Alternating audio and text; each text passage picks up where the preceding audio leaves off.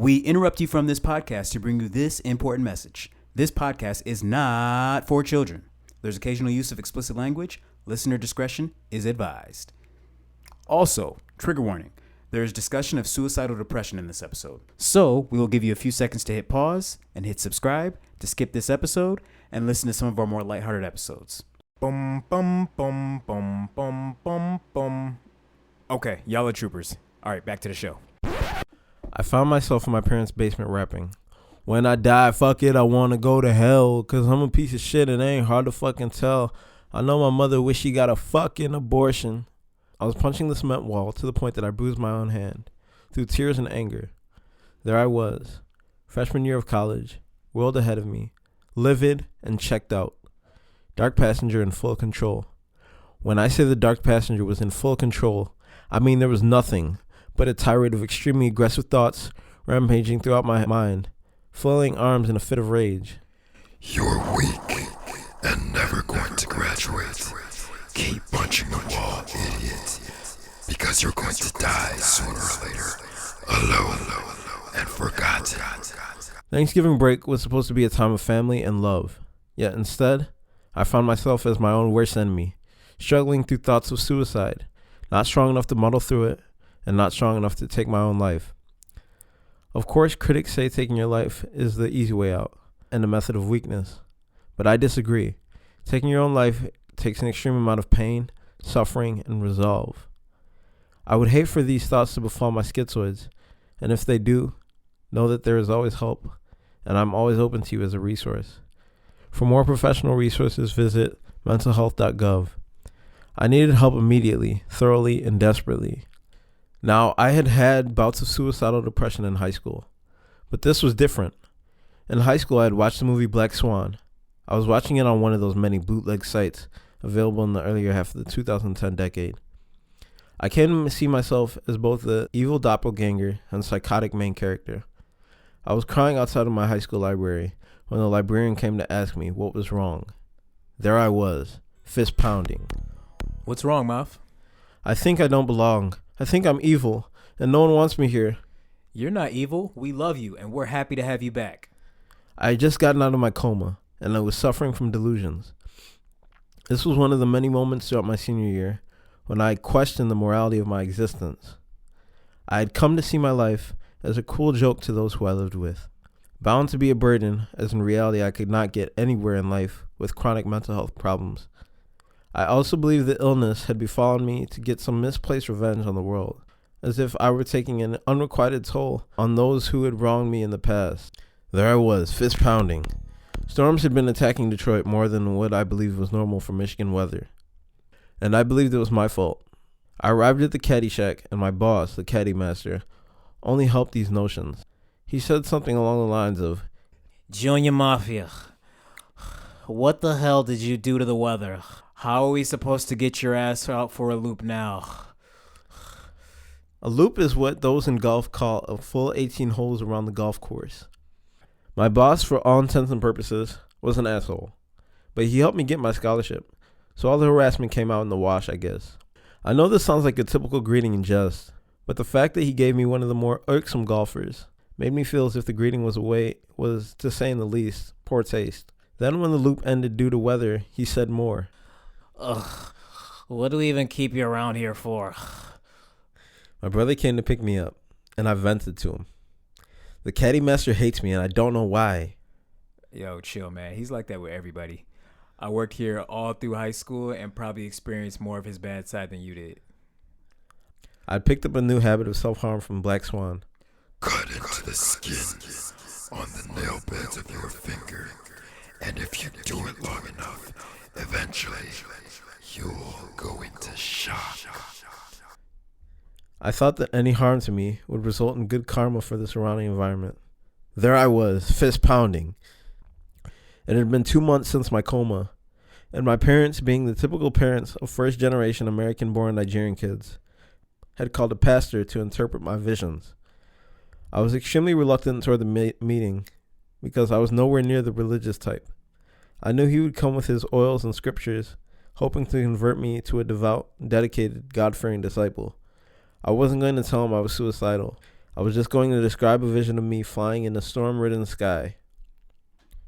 Draw the vision for me on this paper, please. I showed him the image. It's just as I thought. You are destined for great things. Thank you, I said as I thought to myself. More of the great expectations BS. Whatever. Then he asked me something which I found considerably annoying around the time of my relapses. Do you know the meaning of your name? I'm not going to put my government out there like that, so I'll just translate the meaning for you. Don't let this be the end of our joy. I mean, that always makes me feel a bit more lousy, because whenever the meaning comes up, it usually comes when I'm causing more trouble for people than usual. It's as if my parents knew my life would come at a high price, so they braced themselves and everyone else for the experience. I've written essay after essay about my name, and still haven't been able to reconcile a positive feeling about how others may perceive it. I went on to tell the pastor the meaning of my name. Yes, you will live up to your name and be able to tell many journeys mercies. Say amen, young man. Amen. I thought to myself, I'm such a hypocrite as I dug into the skin above my nail beds. There I was, fist pounding. It was the summer after senior year in high school. I was in a hotel in Chicago for my scholarship's annual summit with the other students who had been awarded the same full ride scholarship. The Evans Scholarship, a prestigious, fully endowed scholarship for Big Ten schools. The scholarship was awarded to academically sharp caddies who came from tough circumstances. I was in the University of Michigan Evans Scholars class of 2017. Hey, Moff. I'm student A. Come upstairs. That's where our class is at. No problem. Let me just get my stuff. I walk up the stairs and find something very strange. I see a girl not from our scholarship chapter lying passed out in the middle of a bed, and one of my classmates forcibly having his way with her. He says, Hey, Muff. Close the door. You want to turn? I'll leave this one up to you. No, I'm good. I knew this was the situation I wanted nothing to do with. Yet everyone in the room was comfortable with it, except for some of my classmates who were more self-reserved and not really prepared for this situation. Hell, I wasn't even prepared for this scene. It seemed like I was in one of those wild college movies where one of the students goes to trial for rape. I was black, she was drunk, white, and unconscious. These movies do not make for a good outcome with those details, and I certainly was not going to go out like that. The student I walked in on murmured something like, I hope my girlfriend doesn't find out, and flopped himself onto the floor for sleep. The other students tried to rush the girl out of the room while she protested against leaving, which I'm guessing meant she was an active participant or something. Regardless, I decided to distance myself from the whole situation. I searched for the upperclassmen and eventually ran into some outside. There they were, outside the hotel in a car hotboxing. I bang on the car window and say, "What's good, y'all?" Hey, get in here, freshman. You know you my favorite freshman. I felt honored. Already the favorite freshman, and the school year hadn't even begun. I guess I made a lasting impression on them. Little things like this matter when you're young and stupid. My brother had outlined the illegal things I could do and stay safe with in terms of substances. Cocaine was the red line, and I agreed. I wouldn't even look at the stuff.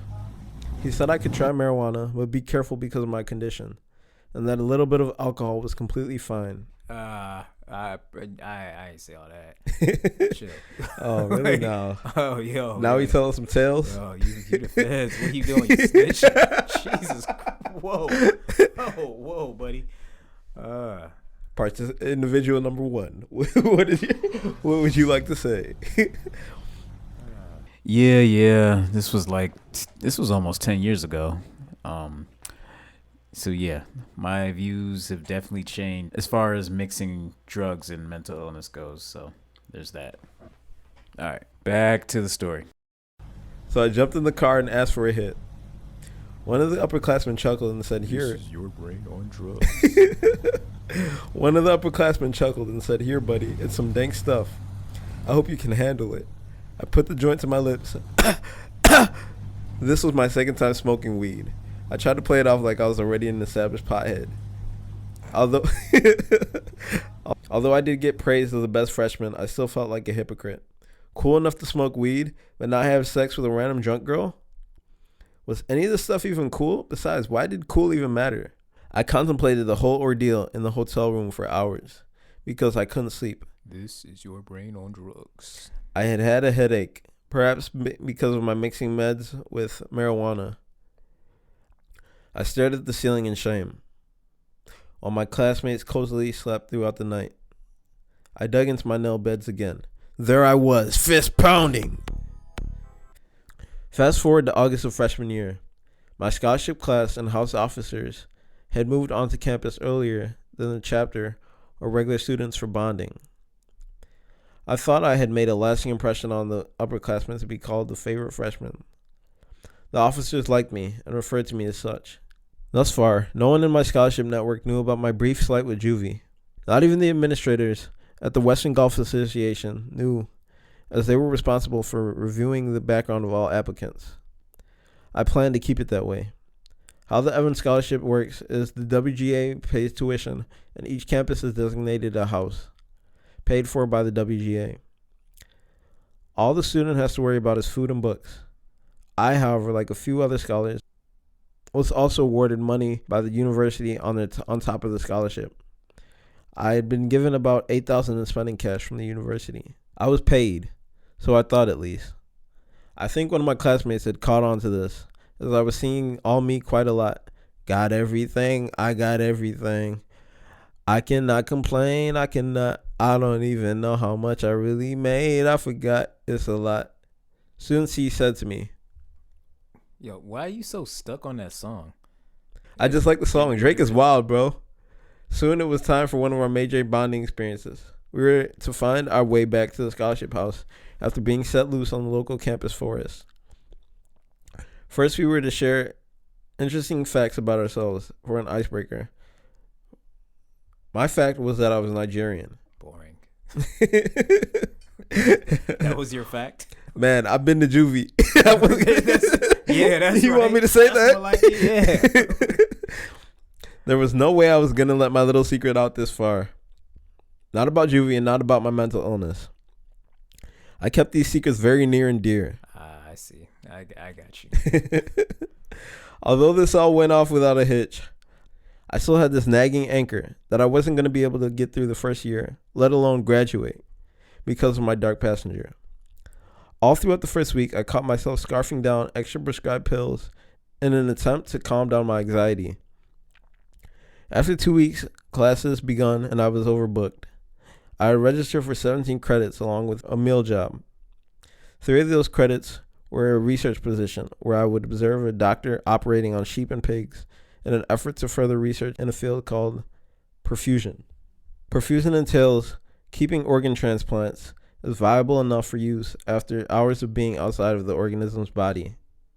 I came to realize that the racial climate on campus was quite charged. A few weeks in, and my nail beds had evolved into my whole body, right at rock bottom, clawing at my skin, crying. No one witnessed this moment, so I felt my secret was still safe. After this ordeal, I felt as if people could hear my thoughts, as people started behaving strangely around me. Whenever I feel my thoughts are audible, my mind actively intends to gravitate towards the extremes. This includes homoerotic thoughts. No, I'm not gay, but I begin to believe that other people perceive me as such. Side note, I don't think we have to say this, but just in case we do, we honestly could care less about what a person identifies as. And to make sure this isn't misconstrued, this was a very real situation where Moff's voices were trying to convince him that he was gay. Moff tends to focus on things very intensely that get suggested by his voices, and this happened about 7 or 8 years ago when he was a freshman in college. But back to you explaining the situation you were going through. I remember my housemates discussing the sexuality of the Little Mermaid. I believe they were making fun of me. They had said something like the Little Mermaid was basically an alien. When she's on land, her whole life purpose is to sexually please Prince Eric. This, coupled with the thoughts that I'm an evil force unbeknownst to the earth, made me frantic with dread. I started getting intrusive thoughts, with every male in the house being Prince Eric. I walked up to student D randomly and said, "Hey D, I'm not gay, just so you know."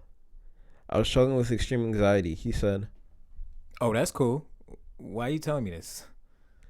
I left it off and said something like, "I just wanted to tell you so there's no confusion." No, bro. You were the last person I would consider as such. There I was, fist pounding. It was barn dance, an event much like homecoming, except in a barn with lots of cider, Captain Morgan, flannels, canteens, or Boda bags, and blue jeans. All right. Sounds fun. One of my housemates had hooked me up with another girl on campus. Insecurities were through the roof. Throughout my whole college experience, I found myself wondering why girls didn't seem into me. Maybe I was coming on too strong. I know that I'm not ugly, so I started to assume that somehow the whole University of Michigan thought I was gay, because of rumors started by my own thoughts. Well, there we were in the middle of nowhere, Michigan, in some randomly rented barn. I asked my date to dance. She said, I don't actually feel like dancing. I got mad. Why in the hell did she want to come to a dance if she didn't want to dance in the first place? I was visibly irritated, but I didn't want her to feel bad, so I asked her if she wanted to go to the hayride with me. She obliged. All we did was sit next to each other. She barely even said a word. Soon enough, the ride was over, and I said to her, "Are you okay?" Yes, I'm usually kind of quiet. "No problem. I just want you to have a good time." Thank you for asking. No one likes you anymore. Favorite freshman, my ass. I say to myself, this is enough. I need to go talk to someone. I found my new scholar educator and upperclassman and say to him, "Can we talk?" He says, Sure, what's the problem? Tell him. I say, "Let's go somewhere private." We go to sit on some wooden tables behind the barn. I say to him, "I'm schizophrenic, and I'm scared people are listening to my thoughts. They think I'm gay." Hey, first off, man, no one thinks you're gay. In all honesty, it doesn't even matter to us over here if you are or you aren't. Everyone here loves you. In fact, you're one of my favorite freshmen. I'm going to keep an eye on you, but if you ever need to talk, I'm here for you. If you have any more problems, talk to me. I want you to trust me whenever you need to talk. The dance ends, and I find my date and get her back onto the party bus back home. I recall the people on the bus making fun of one of my classmates saying, "Student such and such is a gay boy. He's so soft." They're talking about you. Your little educator told everyone on the bus that you're gay.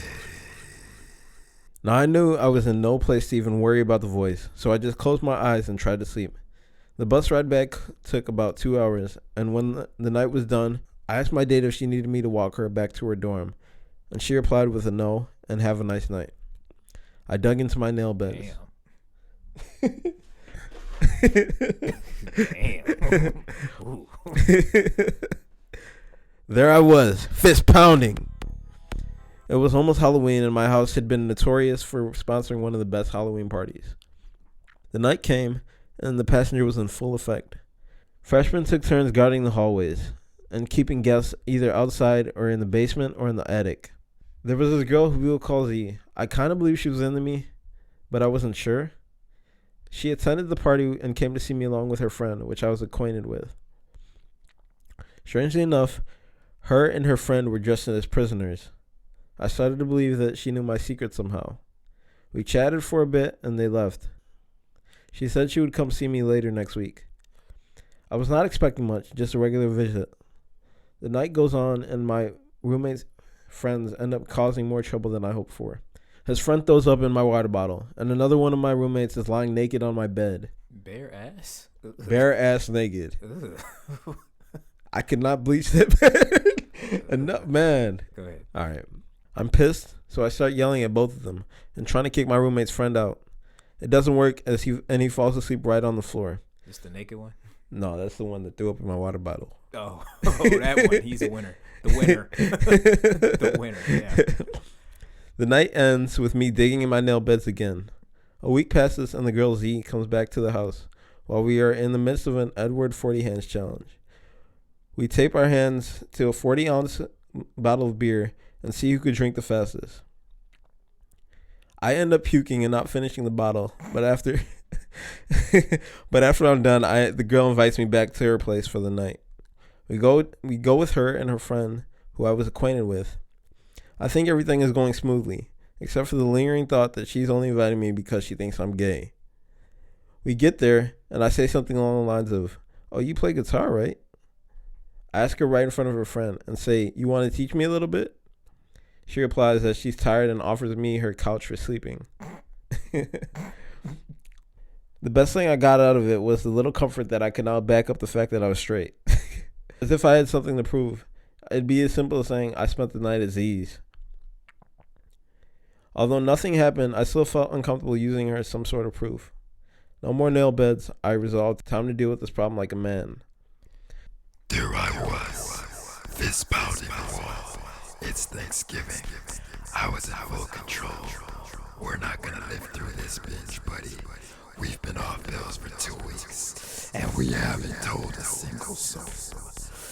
This cement is gonna pound our fist to a pulp. Bang, bang, boom. No more of your little whining. No more of this shit. No more. We're going to end this tonight. No one's even here in your own family's home to rescue you. You are mine. The next couple of weeks, you're going to be silent. Thanksgiving weekend ends, and I'm back on campus. Go upstairs and whine to all of your housemates about your problems. I go upstairs and find student so-and-so. I say to him, I'm evil. He replies, None of God's creatures are evil. Here, read this. He hands me the book, Finding God in All Things by C.S. Lewis. A couple days pass, and I've been silent for about a week. I hadn't even replied to texts. My family knew something was up. The intervention was necessary. I was exhausted and binging on no sleep. I had skipped classes and my research job. It was all too stressful. All I could think of was my bruised fist. I was at my mill job when it all hit the fan. I worked at a fraternity on campus. I heard a commotion outside of the kitchen. I thought to myself, more rich frat bros getting ready for another weekend bender. Then the commotion got closer and closer until the kitchen door opened, and one of the brothers came to get the chef.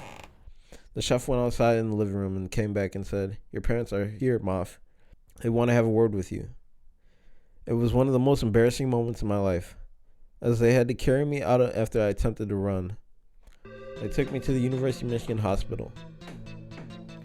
Follow your family out of the car. I told you we were gonna end this, and here it is. We're shuffled into the waiting room. Pay attention to the football game on TV. I'm gonna challenge you. If you win, I'll allow you to talk and to eat. Whenever the football game pauses, you have to quiet your mind. And when it gives commands, you follow them. And if it says something like turnover on downs, look down. When they say down, when they call timeout, freeze everything, even your eyes. Even as I fought a losing battle, I remember the passenger telling me these same commands, which would become a pattern throughout my hospitalizations. Sometimes believing I can manipulate professional sports with my eyes and muscle twitches alone. To this day, the thing I remember most vividly was hearing the university band playing Hail to the victors, valiant, hail to the conquering heroes, hail, hail to Michigan, leaders and the best. It was my swan song. Oh man, I guess that's the end of it, huh? Yeah. Dark passenger out. Schizoid out. Outie. Oh, please don't keep that.